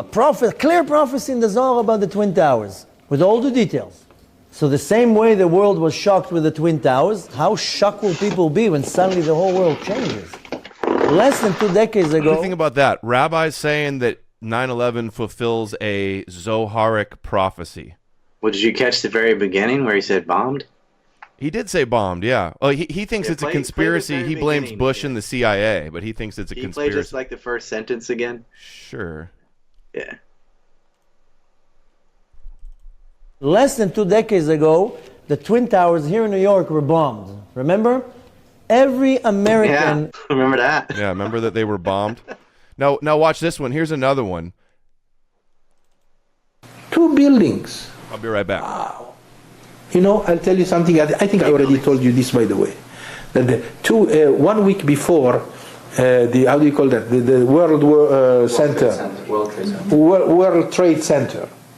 Those 2 great edifices of tremendous architecture. They were destroyed, in such a way that nobody still understands what happened. How come they were brought down in such a massive way? 1 week before, one of the great rabbis in Israel, a Hasidic rabbi, an Admor, he came to visit the Square Rebbe in Square, New Square. And he came with some people, some of his disciples in the car. They prayed mincha with minyan in front of everybody passing in Manhattan. Where? Right there, near the World Center. After he finished the davening, the prayer, he said, say bye-bye to those buildings because you are not going to see them no more. It's unbelievable. There will be 2 big buildings in the land of Edom, which today we relate the word Edom to America. And I've done so much work of these rabbis talking about how America and Christianity and the Christian West are Edom and they're going to be destroyed. And now it's 3 buildings, not 2. It was 3 buildings, yeah. But the 2 are this big. The Solomon Brothers building also. Solomon's temple. The destruction of the 2 temples, like Tisha B'av, which is the holiday where they mourn the destruction of the 2 ancient temples. And they say that they even write articles say 9/11 is America's Tisha B'av. They destroyed the 2 towers and rebuilt a one World Trade Center. Do you see where he goes, you remember where you were? I remember exactly where I was. And then it cuts. I'm like, yeah. You're like, I was high-fiving my friend. Well, also what he said is a top Hasidic dynasty, so Kabbalist rabbi from Israel, was in New York 2 weeks before and did a prayer and pointed to the buildings and said bye-bye to those buildings. Yeah, he says. He says. They were in New Square, which is the group that helped get Hillary Clinton elected to the Senate, using money from Denise Rich, as Mark Rich was on Interpol's most wanted list, and then suddenly he gets a pardon from Bill Clinton. Or he got a pardon from Bill Clinton, and then in return, they helped Hillary get elected to the Senate, and she got like 99% of the vote in New Square. No fuckery there at all, I'm sure. Right. And she was also out there selling furniture and autographed books for like $80,000 a pillow and stuff. They were just laundering money straight in to the Clintons. Here's a Freemasonic monument in Israel with the twin pillars, which is what they had, the two pillars at the front of the temple. And so a lot of people think this was some type of ritual of destroying the temples and then rebuilding the one world. Do you think this is nutty? Because I mean, when there's rabbis saying that the Zohar, that stuff's a stretch, because it's like, oh look, two pillars. Here's a triangle. Here's a circle. Like, those things are so ubiquitous that giving everything you know, though, how could you rule this out? Given everything you know, how could you rule this out? Well, that's the Sephiroth, right? The Kabbalist tree. You just showed it was not there. Right. Anymore. Well, the pillars on each side is what I was referring to. Usually there aren't pillars on the side. There was the one through the center, and it wraps around. That's on the Tree of Life, but on the pillars that you see here, this represents Solomon's temple. Freemasonry is based on Kabbalah and rebuilding Solomon's temple. Yeah, Freemasonry has changed hats a bunch of times too. And so is the Illuminati. I mean, the Illuminati used to be against religion and monarchy. Check this out. It's like the opposite. The Emperor's VIP Club. Oh, that's the Elliot Spitzer. Elliot Spitzer's the one that got he got Me Too'd early. Elliot Spitzer, Roger Stone, Israeli blackmail at this gentleman's club, and I'm pretty sure this is the other one. This connects to Silverstein and him getting his insurance money. But look, this guy involved with this Israeli, he goes to prison, he comes out, he says he was studying the Rebbe, that's the Chabad Lubavitch top rabbi, and he came out and said he started the One World Initiative. And this is what they're about, is a one world Zionist government, basically. And we got these Zohar prophecies. We got the Rebbe meeting Wasn't Zohar the name of the little dude in the Tom Hanks thing, Big, where he becomes a kid? It was like the Zohar wizard. That was the Zohan. And I think there's a Zohan movie with Adam Sandler too, where he plays some like gay Israeli guy. Oh, himself. But here's Netanyahu saying, "Do more to bring the Messiah." Moshiach still hasn't come. Do something to hasten his coming. We're doing this is in 1990. Deception through war, the destruction of Edom, the war of Gog and Magog, Christianity versus Islam. Bush called it a crusade. Eric Prince called it a crusade, and Gog and Magog. Eric Prince is a hardcore Catholic fanatic. Christian. Is he Catholic? I thought he was Protestant. He's CNP, so that's Council for National Policy. He is a Mary worshiper, true to fact, yeah. Netanyahu says, I intend to continue precisely on this path. I've heard the Rebbe's message well. I've come to you from the start, and I will continue to come with you. I intend to return to you many times. I also have a video of the butcher, Ariel Sharon, saying that he would meet with... is the worst because they're the marriage between the Judaic and secular Jews. Both go to Likud. Right. Chabad backs Chabad who wants Likud. to convert secular into religious Judaism. And then you've got the basically just self-worshippers. All they care about is their tribe, is their religion. And Likud is the worst of the worst, because it marries both groups together, and they basically just annex land and butcher people. And they've got the U.S. by the short hairs through lobbying, bribery, blackmail, and a complete clinch on the media, at least in the three-letter networks. They own everything. Here's, what does this say? Oh, that's not what I want. New York-based Jewish sect pays to sway Israel group opposes... Don't you think Ariel Sharon going into a coma makes you think maybe God does exist? Because who else deserved that more?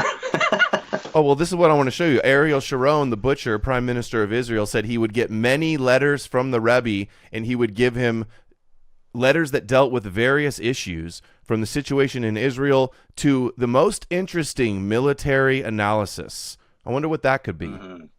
I wonder what that could be. Giving this Zohar it's not me claiming that there's a Zohar prophecy. It's these rabbis all saying it and bragging that, oh, the top rabbi said say bye-bye to those buildings. I don't know. Yeah, they always say after the fact, not before. And they never make a prediction. It's always like, I predicted that. Well, what about the Mike Evans? He did say this afterwards, but Mike Evans claimed he was meeting with Mossad and that he was told that the Arabs would attack the highest building in New York or highest building in the United States, something like that. Well, I mean, they've been planning it since at least 93. There's lots of knowledge about it. They just never acted on it. But you do have these religious zealots that think, oh, yeah, here we go. Like, they were so excited because they knew, okay, about 1 million Muslims are about to get murdered. They knew what America was going to do.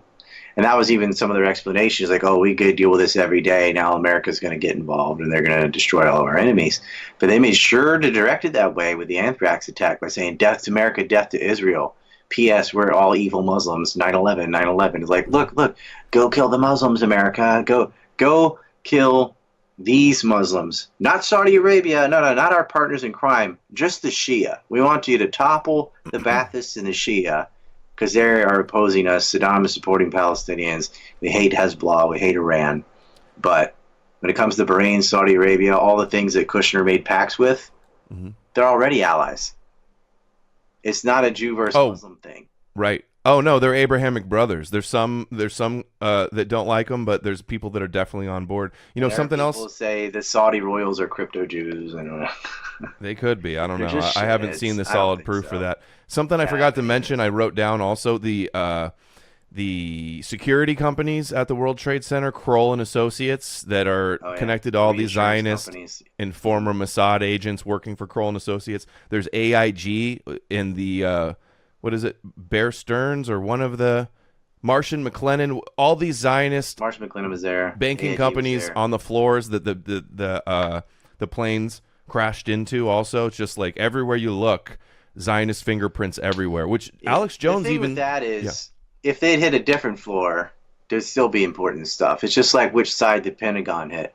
No matter what, you're going to take out something important. You hit the Naval Office of Intelligence. Okay, but if you hit the other side, you could have gotten this, you could have gotten that. You know what I mean?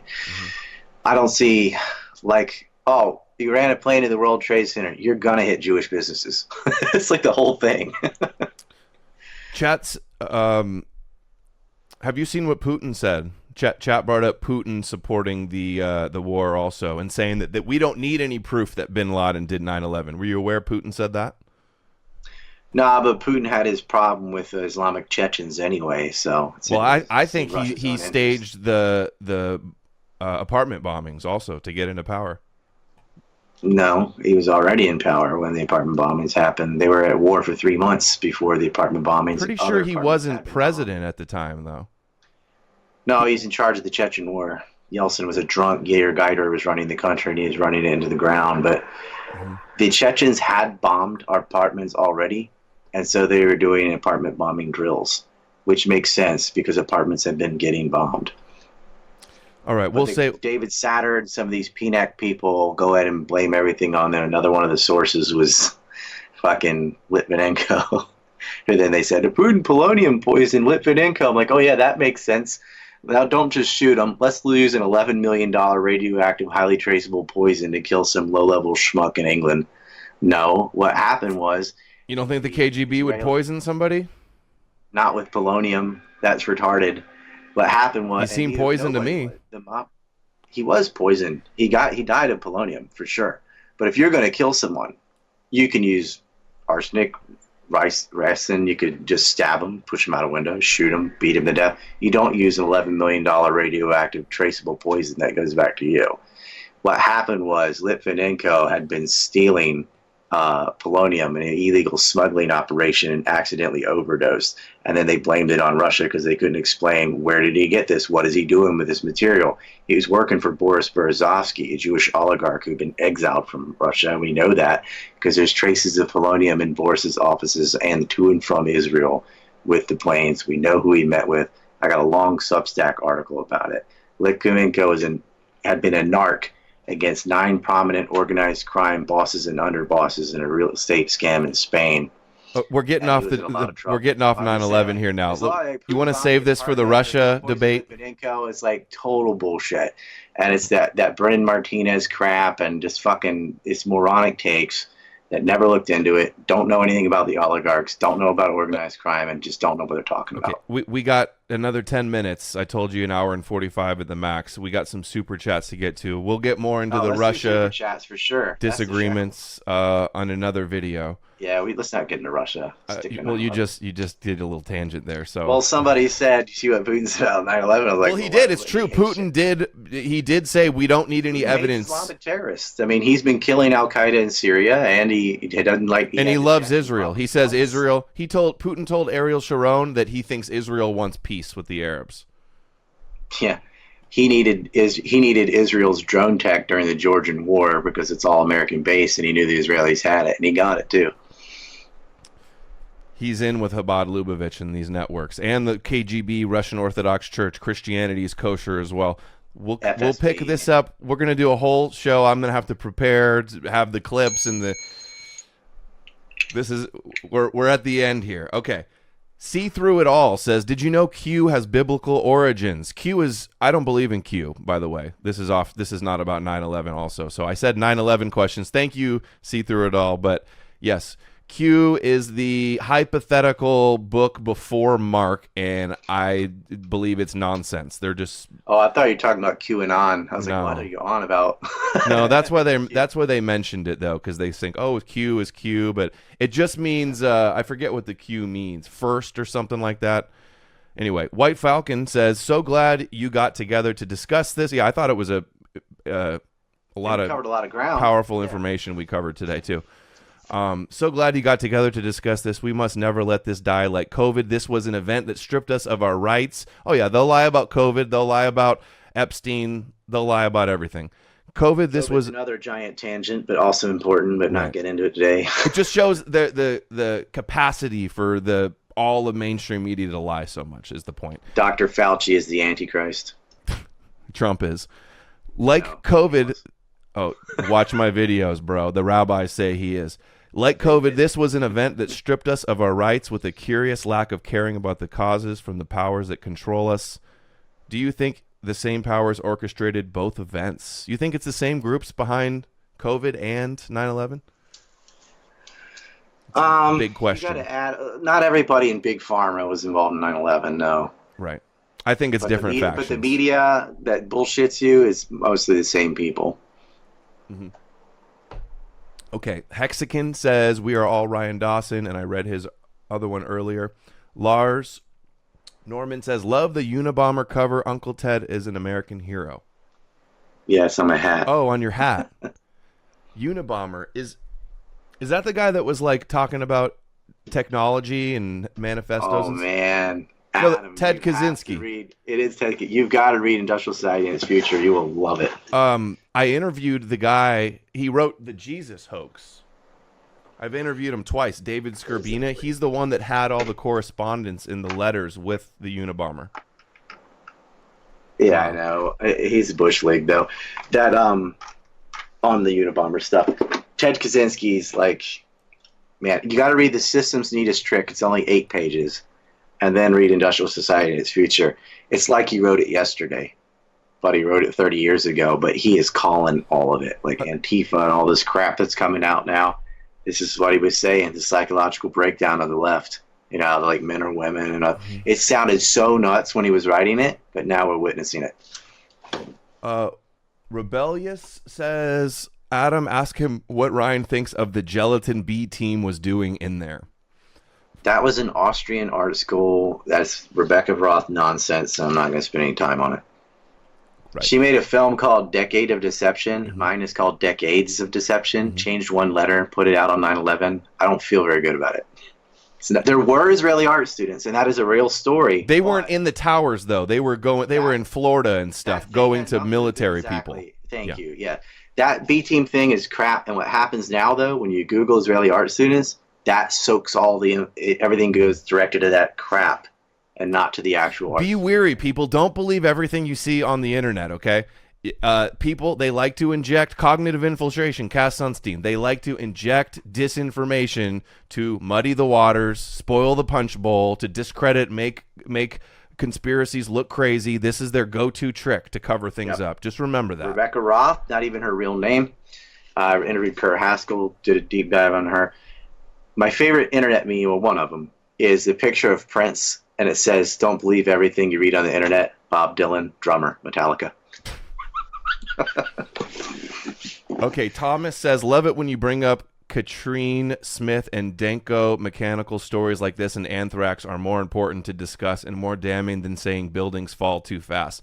From KSA financing to FBI, including visibly happy in their reports, is all thunderstriking. I know. Just look, we can do a whole almost 2-hour show. We can go much longer. Not even discuss how the physics of the buildings. And there's still so much there that it almost becomes a moot point. You could argue. This goes back to the 1990s, like the dry runs with Mock and Hosh and all this stuff. And Mueller was the one investigating them and let them go, by the way, when they yelled racism. I don't want to talk about physics because it's been done to death. Like a million other people covered that. Why do I have to? And I'm not gonna get stuck in there. It's like I said with my gasoline kerosene example. I don't care. Saltwater Amalek says, keep on doing what you're doing, man. Killing it. Yeah, I know. I'm happy I did this. This is going to stay up until Sunday. And on Sunday, I'm having one of Ryan's friends on, one of the most, I say obsessed in a good way. He's obsessed about 9/11. He's been putting out documentaries. What'd you say? Tell him I'm trying to get hold of him. Like, I don't have Twitter or any of this stuff, but Fitzgerald and I want to do a roundtable with Nelson and just like walk through 9/11. Well, he's coming on with me on Sunday on 9/11 to discuss, some of his thoughts, and we may rehash. Well, he knows a lot about the 1993 World Trade Center bombing too. You should ask him about it. Did good work on it. He's also one of my first guests ever. Cool. Yep. Yeah, he used to be a penitard. I red pilled him, and now he's like knows it as well as I do. There was a documentary that one of my friends made. His name was Ken Jenkins, and it was called something Pentagon plane missile. What was it? Do you know the title of that? It was a really good documentary, and I think they use that to try to discredit and turn people off from investigating any further. And it's worked. Well, it Look how they've covered it up. It's worked to a large degree. You don't have a paper trail back to the agents getting money and logistical support from Saudi Arabia if you don't admit that they're hijackers. You don't admit there's planes. Like, everything disappears if you deny airplanes. Okay, here's next one. Zio Free. Controlled demolition. Professor Halsey, University of Alaska, has done a study. BS, no fire ever took a steel structure building basement. Truck bomb. Seconds later, followed by controlled demo. Trump even called it a demolition. He had 2 Chinese grad students. One of them quit, and in their model, they have beams passing right through other beams like ghosts. That Alaska study is shit and waste of money. Oh, good Lord. Okay. Zio Free says, I've never been the biggest fan of architects and engineers, and they're awful, dude. What's they the other guy's plane name? Smash through all the rings of the Pentagon. There are no rings on the bottom floors, dumbass. There are no rings. There's just 2 walls. That's all they had to do. You go look at the blueprints. I've put this out ad nauseum. Zio Free. How can you have an opinion about the architecture? Like, you can't say what happened when you don't even know what the architecture even was. They didn't know how many walls there were. They're looking at an aerial view and they see all the rings. I'm like, those don't extend all the way to the bottom. Do you honestly think people are opening and shutting doors going from one side of the Pentagon over and over? And remember, who put out that? Who popularized that? All that stuff. It's loose change. Jason Burmis. I forget the other 2 guys' names. Terry Missile, and then it was Dylan Avery. Dylan Avery says, Dylan Avery says, anti-Semites wanted us to blame Israel or Zionist, and we didn't include any of that in our documentary. These guys are totally limited hangouts, disinfo, Zionist gatekeepers. Radowski, Alex Jones, Burmis, all these guys. One thing that happened, though, on MySpace, because I was in contact with them, and they had somebody named Glenn that was sending their CDs or DVDs out to everybody physically, is Delaney and John Boy and those guys from Missing Links, who I gave them the info. They basically just copied William Pierce's Who Rules America and turned it into a movie and then added some 9/11 stuff. But they ardently just pursued the loose change things with actual anti-Semitic crap. And so he's kind of telling the truth. Like, they probably did get inundated with that shit. And then when I tried to tell them what I had, it got lumped in with it. And they're just like, nah. What's an example of something related to 9/11 that would be determined actual anti-Jewish hatred? Do you have anything? Have you seen Missing Links? I mean, it's bad. I don't remember it. No. Well, it's like, okay, there are Jewish supremacists and Zionists and all, like we've been saying, but that ain't the Jews. It's those Jews, and there's a big difference between a subcategory of a group and a group as a whole. So they were framing it like that then. They were framing it as like the Jews. I'm like, oh, come on, right? Get real. It's not the Jews. It's these Jews. Okay. Ziofree, and I would be cordial here. Ziofree asks Ryan if he agrees with Christopher Bolin's takes on 9/11. He's been very critical. The ones he took from me, no. He said a missile hit Building 6. That is stupid. I don't even agree with everything with Ryan on 9/11 or with Bolin, but I haven't talked to Bolin in several years. I think he's retired. I hope he's okay, but I haven't heard from him. He haven't responded with him on Facebook. Is how I used to communicate with him. So I don't know where he's at. Haven't seen. He was on my forums back in the day under a fake name. Let's not drag up old stuff. I will not say what happened, but it is. I do not agree with him. Ryan's not a fan of Bolin. We'll just put it. Leave it at that. Some of his other work though on just Israel crimes in general is fine. On the history of Israeli terrorism, his presentations are really good. But a lot of that's Michael Collins Piper, and he didn't give him any credit.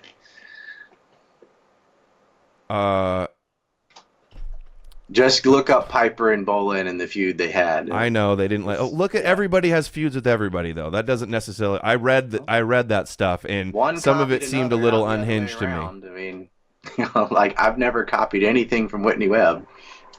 Oh, she just sent me her new book, by the way. I'm gonna start reading that real soon. I wonder who wrote it. She did. Yeah, she did. I bet it's gonna be good too. Ziofree says, ask Ryan what is a good book on Civil War history, honest, unbiased book. I have a list of books on DawsonTime.com. Depends on what you're looking for, because you want like the causes of the war? Do you want like the naval history? Do you want the battles? I don't know. It just all depends. Just on this one here, the Robert E. Lee Reader is really good. Charles Adams' book is good. It's called, I always forget the title of it. He has its worst title. It's like In Times of Dissent or something like that. But all right, no more questions, guys, because we're about to wrap it up here. I see a lot of people that are saying things in the chat, but I wanna gotta support the channel if you want me to ask. You can't just ask. You gotta put in the shekels, man. This is a lot of work. Let's see, I'll grab my book list here while we're waiting for Shekel Chat. So, my brother wrote a good book, actually, called Mosquito Fleet. But I like Philip Lee. That's Leigh. So, he's got a great book on Reconstruction. It's just called Southern Reconstruction by Philip Lee. He's got another one called It Wasn't About Slavery. That's a good one. But probably the best synopsis for noobs is Charles Adams' book, and it's called When in the Course of Human Events, Arguing the Case for Southern Secession. Charles Adams, Human Events, that's all you have to look up. And then just on Lincoln, Thomas DeLorenzo's Lincoln Unmasked and The Real Lincoln. I'm interviewing him September 21st. We're going to be bashing stinking Lincoln, but it all depends on what part of the Civil War you want to know about. In general, like why was there a Civil War, then get Charles Adams' book. Also, you can watch the video I did on the causes of the Civil War. It's like 3 hours long. But I'm curious real quick about B'nai B'rith involvement in the Confederacy. Long story. So the Confederate $2 bill was a Jewish individual that was tied to B'nai B'rith, but really, at that point in time, they didn't have any influence over the United States, except through the banking class. That was Hamilton, Henry Clay to Lincoln. And Lincoln was very highly pressured by bankers from Boston, New York, and Philly to attack the South. and because they wanted a central bank, they wanted an income tax, which he did institute, and they wanted to marry corporation and state, which he did through the railroads and steel foundries. Alexander Hamilton was a Rothschild agent, and so there had always been this feud between the Hamiltonians and the Jeffersonians. Southerners were more for minimal government, self-sufficiency, and wanted nothing to do with loans at interest or usury or any of that. Jefferson killed the bank, Andrew Jackson killed the bank, 2 Southern presidents, and then here comes Lincoln, and he destroyed the United States. But we're told that Lincoln issued the greenbacks and was against the Federal Reserve, and that's why he was murdered. There was no Federal Reserve in the 1860s. That's created in 1913. Right. So right. I probably just and mistaken the greenbacks. Fuck the greenbacks. They were worth 35 cents by the end of the war. Lincoln paid for the war by selling war bonds, and guess who he sold the war bonds to? And guess who had to repay them in gold? The South.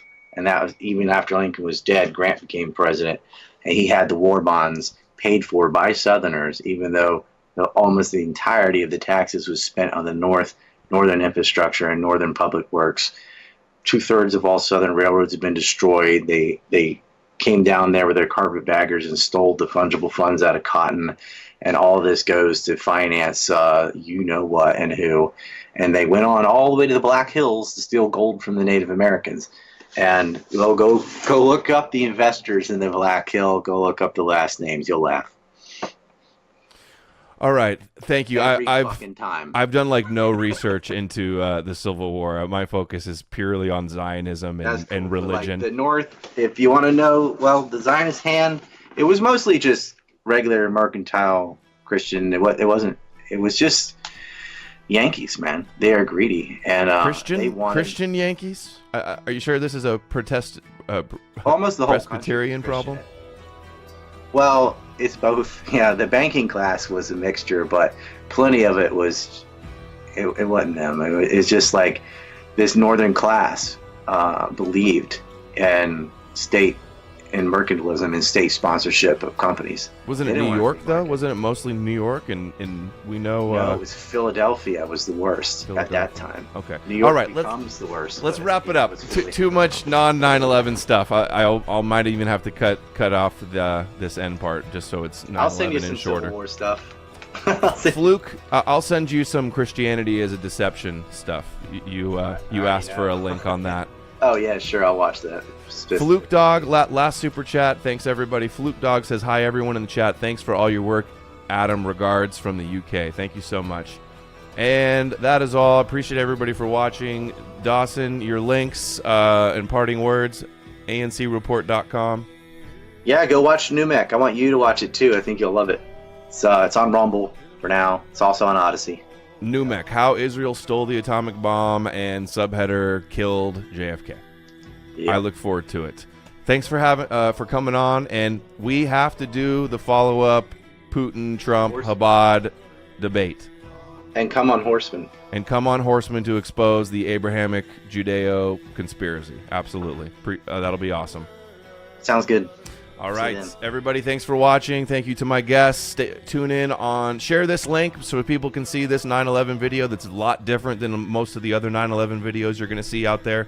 And stay tuned on Sunday, 9/11, for Thermal Detonator, one of the top 9/11 researchers out there. I will see you guys then.